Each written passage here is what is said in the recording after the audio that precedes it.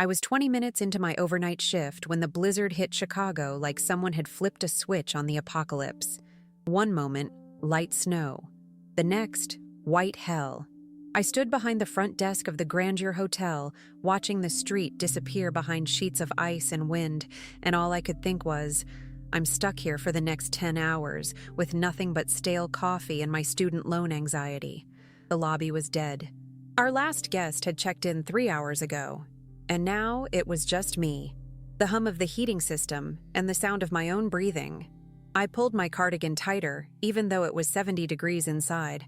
There's something about being alone in a luxury hotel at 2 a.m. that makes you feel like an imposter. Like someone's going to walk in any second and ask what a girl with 2 jobs and a beat-up Honda Civic is doing in a place with marble floors and crystal chandeliers. That's when I saw him. At first, I thought my eyes were playing tricks on me. Through the storm, I could barely make out a figure stumbling toward the entrance. He wasn't walking. He was lurching, like every step was a negotiation with gravity. My heart started racing. This was exactly the kind of situation they warned us about in training. Homeless person seeking shelter. Drunk person looking for trouble. But something made me move toward the door instead of away from it. When I got closer, I saw he wasn't wearing a coat. No gloves, no hat. Just a thin button-down shirt plastered to his body, dress pants that were soaked through, and shoes that looked expensive but useless against Chicago winter. His lips were blue.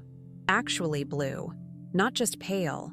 And his hands, pressed against the glass door, were shaking so violently I could see it from 6 feet away. I didn't think. I just opened the door. The wind nearly knocked me backward, and snow blasted into the lobby like it had been personally offended by our warmth. He fell more than walked inside, and I had to catch him. This complete stranger who felt like ice wrapped in wet fabric. He was mumbling something I couldn't understand, his teeth chattering so hard I was worried he'd crack them. Sir, can you hear me?" I guided him toward the sitting area by the fireplace, my training completely forgotten. I should have called my manager. Should have called security. Should have done literally anything except what I was doing, which was breaking about 15 company policies. But looking at him, really looking at him, all I could think was, this man is dying. If you're thinking I'm crazy for helping a stranger without asking questions first, you're probably right. But stick with me, because what happened next changed everything about my life. I ran to the back office and grabbed every blanket I could find. The expensive ones we usually charged guests $50 for if they stained them. I wrapped them around him, layer after layer, until he looked like a shivering burrito. His face was still pale, but at least the blue was fading from his lips. He was probably in his late 30s, maybe early 40s, with dark hair plastered to his forehead, and a face that would have been handsome if it wasn't currently the color of concrete. "What happened?" I asked, kneeling in front of him. "Where's your coat?" He tried to answer, but his jaw was shaking too hard. I could see him struggling to form words. His eyes, gray, I noticed, like storm clouds, fixed on me with an intensity that made me uncomfortable. Finally, he managed. "Moo mugged, 2 bell blocks away." My stomach dropped. "Oh my God. Did they hurt you? Should I call an ambulance?" He shook his head violently. "No hospitals, please." That should have been a red flag. I knew that. But something in his voice, desperate, almost pleading, made me pause. "Okay," I heard myself say. "Okay, no hospitals. But you need to warm up. Have you been out there long?" 20 minutes, maybe more. Lost my PH phone, my wallet, everything. I did the math in my head. 20 minutes in negative 15-degree weather with wind chill. He was lucky to be alive. Lucky I'd seen him. Lucky I'd ignored every instinct that told me not to open that door. I made him hot tea with so much sugar, it was basically syrup. My grandmother always said sugar helps with shock, and right then, I was willing to try anything. He wrapped his hands around the cup, and I watched as the shaking slowly subsided. The color was coming back to his face, though his clothes were still soaked through. "I'm Mara, by the way," I said, sitting across from him. "I'm the night shift receptionist here." "James," he said, his voice steadier now. "And thank you. You probably saved my life." I felt my cheeks get hot. Anyone would have done the same thing. "No," he said, looking at me with those gray eyes that seemed to see right through me. They wouldn't have. We sat there for a moment, the only sound the crackling of the fireplace and the storm raging outside. I should have gotten back to the desk, should have logged this incident, should have done something other than sit there with this stranger who was starting to look less like a dying man and more like, well, someone I wanted to keep talking to. "What were you doing out there without a coat?" I asked. He laughed, but it was bitter. Stupidity mostly. I had a dinner meeting that ran late, thought I could walk the 2 blocks to my car, didn't think about the storm forecast. He paused. 2 guys came out of nowhere. One had a knife. I gave them everything without a fight, but they took my coat too. Said they'd earned it. Anger flared in my chest. "That's awful. I'm so sorry." "Not your fault." He took another sip of tea. "Though I'm starting to think this city is trying to kill me tonight. Chicago's not usually this hostile," I said with a small smile. "We're quite friendly when we're not robbing people or freezing them to death." That got a real laugh out of him. "Good to know." I glanced at the clock. 2:47 a.m. My manager wouldn't be in until 8, and the storm outside looked like it was getting worse, not better. "Listen," I said, making another decision that would probably get me fired. "You can't go back out there tonight. We have empty rooms. Why don't you—" "I can't pay," he interrupted. "They took everything." "I know. I'm saying we have empty rooms. Rooms that are just sitting there, not making the hotel any money anyway. And you need somewhere warm and dry, and I need to not have a frozen body on my conscience." I was talking fast, nervous. "I'll figure out the paperwork in the morning, make up a story. Say you're my cousin or something." He stared at me like I'd just offered him a kidney. "You'd do that? You don't even know me." "I know you're human and you're cold, and you almost died tonight. That's enough." I'll never forget the look on his face in that moment. Like I'd said something revolutionary instead of basic human decency. It made me wonder what kind of world he lived in, where helping someone was surprising. Have you ever done something that felt completely right in the moment, even though you knew it could cost you everything? Drop a comment below and tell me about it, because I'd love to know I'm not the only one who leads with their heart instead of their head. I set him up in room 412, one of our standard rooms with a king bed, a view of the alley, and complimentary bottles of water that cost the hotel about 12 cents.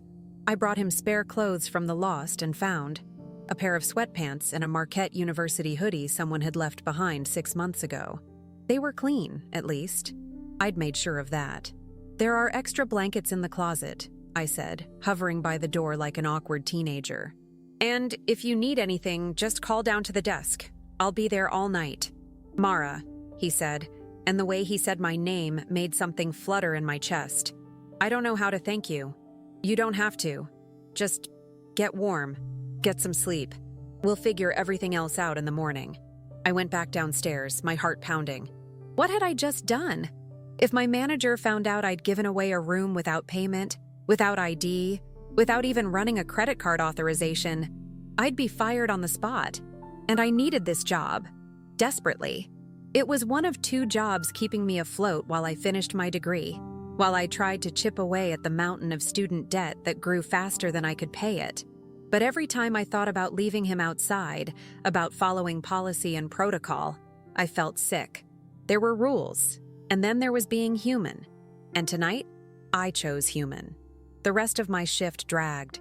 I kept glancing at the elevator, half expecting him to come down, or worse, for my manager to show up early and catch me. But the lobby stayed empty, the storm kept raging, and my coffee got colder as the hours ticked by. At 6 a.m., the phone at the desk rang. Internal call. Room 412. "Front desk, this is Mara. It's James." His voice was warm now, no shaking. "I can't sleep. Would you think I'm crazy if I came down and kept you company for a bit?" I smiled despite myself. "I'd think you were bored." "Guilty." He appeared 10 minutes later, looking completely different in the lost and found clothes. The sweatpants were a little short on him, and the Marquette hoodie was faded, but he looked normal, approachable, not like someone who'd almost frozen to death hours earlier. We talked until my shift ended at 8 a.m.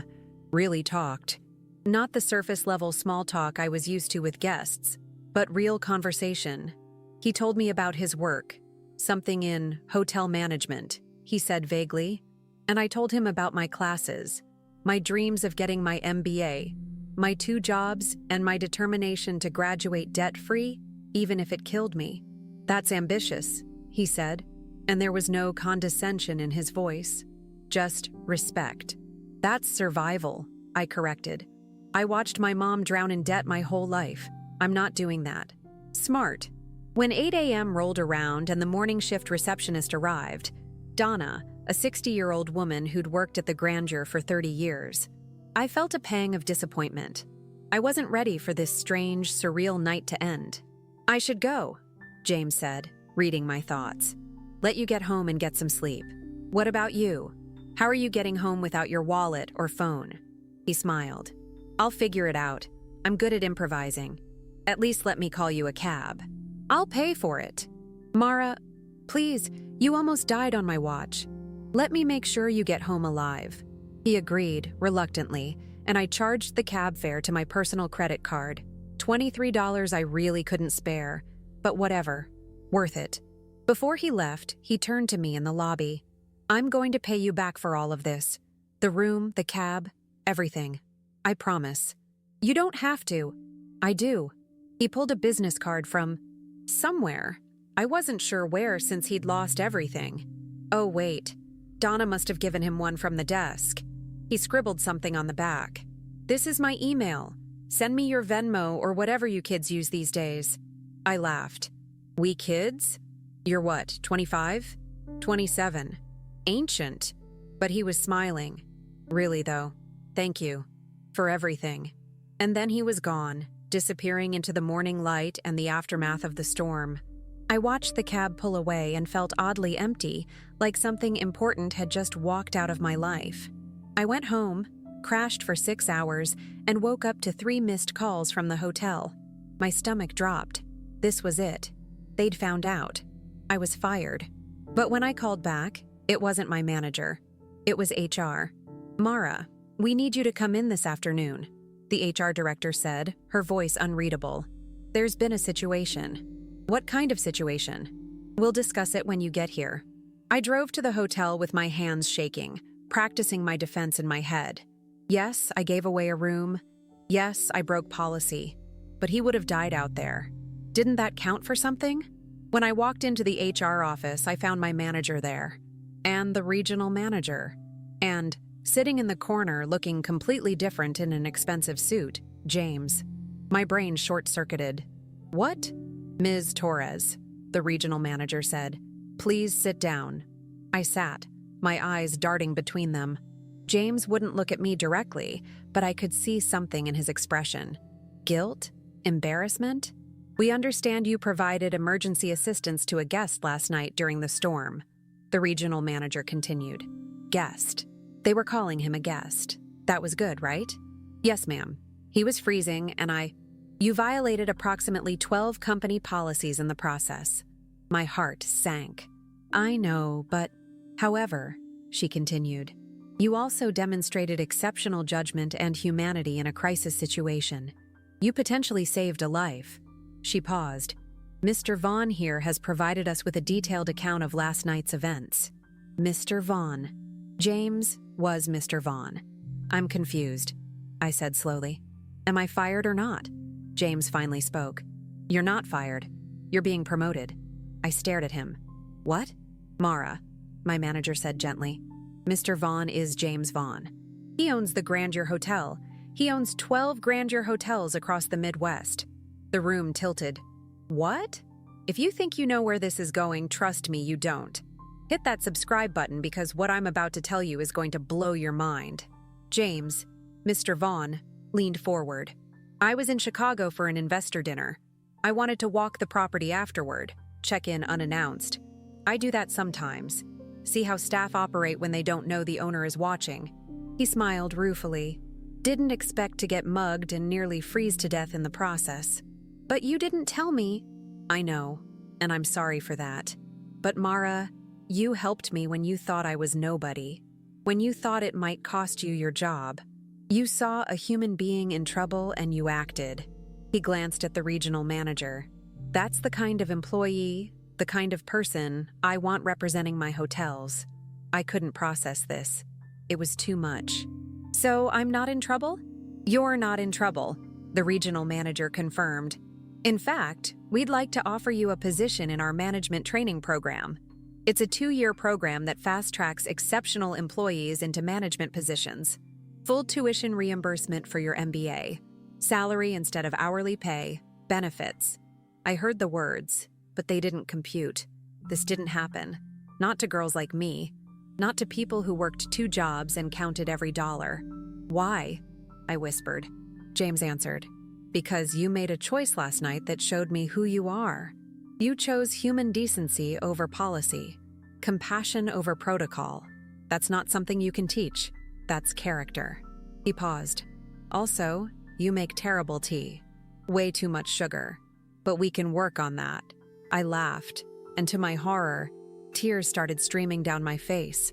I was crying in an HR meeting with the owner of the hotel, watching. Perfect. I'm sorry, I choked out. This is just a lot. Take your time, the regional manager said kindly, pushing a box of tissues toward me. I wiped my eyes, trying to pull myself together. Can I ask you something? Anything, James said. Why didn't you tell me last night who you were? He was quiet for a moment. Because I wanted to see who you were when you thought I was nobody. And you know what I learned? You're exactly the same person either way. That's rare, Mara. That's valuable. The meeting ended with paperwork and handshakes and promises to start the training program in 2 weeks. I floated out of there in a daze. My entire life trajectory changed in the span of 30 minutes. James caught up with me in the lobby. Hey, can we talk? Just for a minute? We sat in the same chairs where we'd talked 12 hours earlier, when he was hypothermic, and I was just a broke receptionist trying to do the right thing. I feel like I tricked you, he said quietly. Like I wasn't honest. You weren't, I agreed. But I get why. Do you? Because I've been sitting in that office feeling like the worst person alive. I looked at him, really looked at him. In his expensive suit, with his expensive haircut, he looked like a different person than the man who'd stumbled through our doors. But his eyes were the same. Those gray, storm cloud eyes that had looked at me with such desperate gratitude. You didn't trick me into being a decent person, I said. You just gave me the opportunity to be one. What happened after that? That's on you and your guilt. He smiled. You're mad at me. I'm processing. Fair. He pulled out his phone. A new one, I noticed. I meant what I said about paying you back. The room, the cab, keep your money. Mara, I'm serious. I stood up. You're giving me a chance to change my life, to finish school without drowning in debt, to actually use my degree for something. That's worth more than $23 and one night stay. Is there anything I can do to make this less weird? I thought about it. Yeah, actually. Stop feeling guilty. You almost died. I helped you not die. Everything else is just bonus. Would you have handled this differently? If you found out someone you helped was secretly rich and powerful, would you feel weird about it? Drop a comment. I need to know I'm not crazy for feeling this conflicted. The first few weeks of the training program were surreal. One day I was working overnight shifts, fighting to stay awake over cold coffee and guest complaints. The next, I was in management meetings, learning P&L statements and occupancy rates, and how to handle everything from VIP guests to plumbing emergencies. James kept his distance, which I appreciated. He was around. He visited the Chicago property monthly, but he treated me exactly like every other trainee. No special attention, no favoritism. If anything, he was harder on me. You put someone in room 412 without checking their ID, he said during one of my training reviews, looking at a case study I'd written. In my defense, that person was you, and you were dying. Still broke protocol. Still saved your life. He cracked a smile. Touché. But here's the thing about working in close proximity with someone. You start to see them. Really see them. And the more I saw James Vaughn, watching him negotiate with vendors, handle difficult staff situations, talk to housekeepers with the same respect he showed investors, The more I realized something terrifying. I was falling for him. It was a disaster. He was my boss's boss's boss. He was a billionaire. He was 15 years older than me. And he'd probably helped me out of guilt or pity or some weird rich person's sense of obligation. I tried to keep things professional. I really did. But then there was the night, 6 months into my training, when we were both working late on a quarterly report. Everyone else had gone home. It was just us, the buzz of fluorescent lights, and way too much coffee. "You should go home," James said, glancing at the clock. "It's almost midnight," says the man who's still here. "I own the place. I'm allowed to have no life. I'm training to manage the place."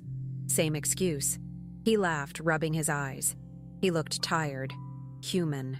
Not like the polished businessman in his expensive suits, but like the guy I'd wrapped in blankets and fed terrible sugary tea. "Mara, can I ask you something?"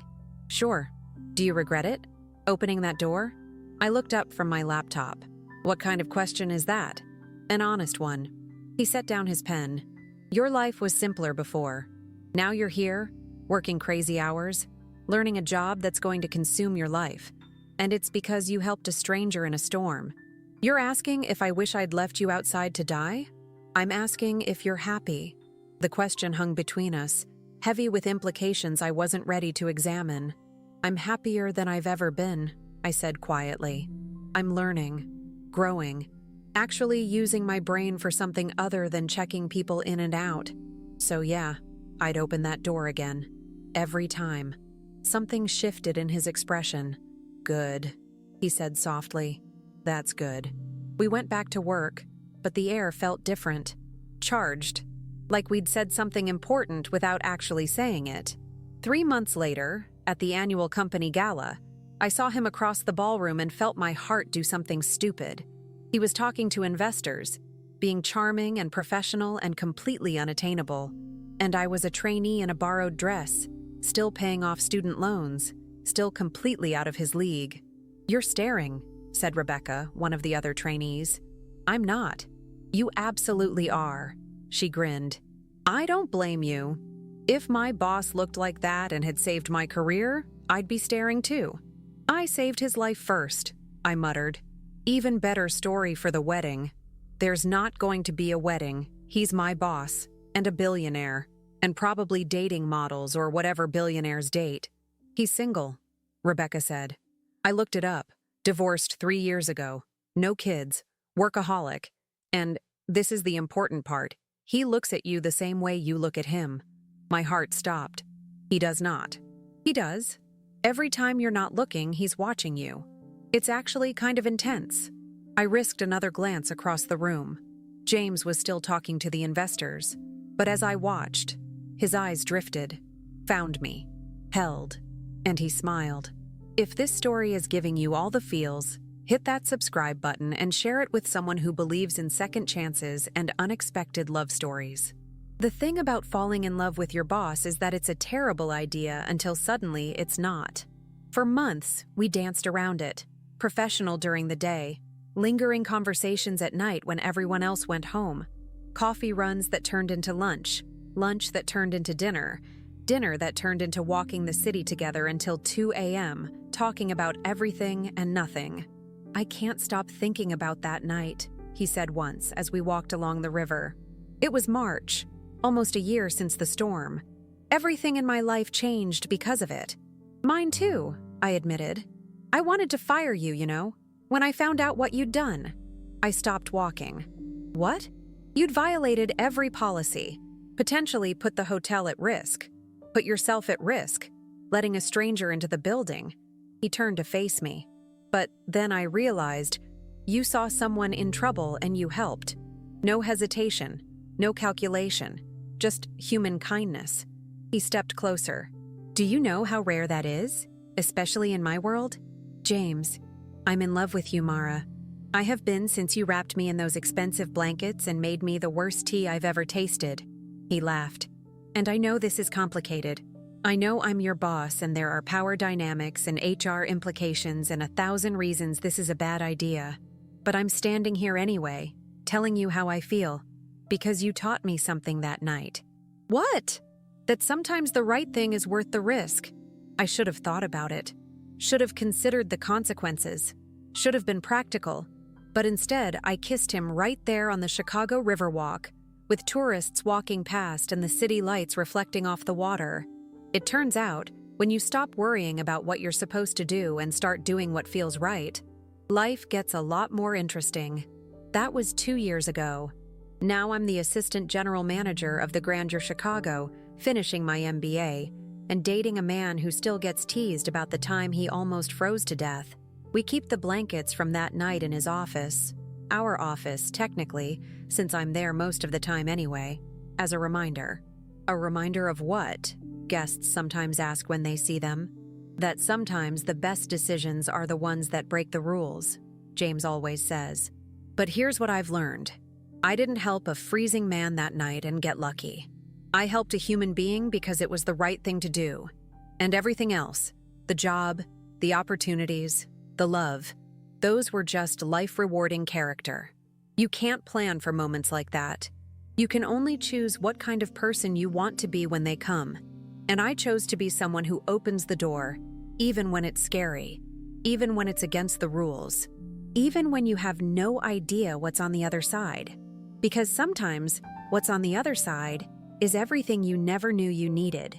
So here's my question for you. What doors have you been afraid to open? What rules have you been following that maybe need to be broken? Share this video with someone who needs to hear this today. And subscribe, because I've got so many more stories about taking chances and choosing courage over comfort. That night during the storm, I saved a life. But really, we saved each other. He gave me a career, but I gave him something money can't buy. Proof that goodness still exists in the world, even at 2 a.m. in a blizzard on a random Tuesday. And honestly, I'd open that door again, every single time.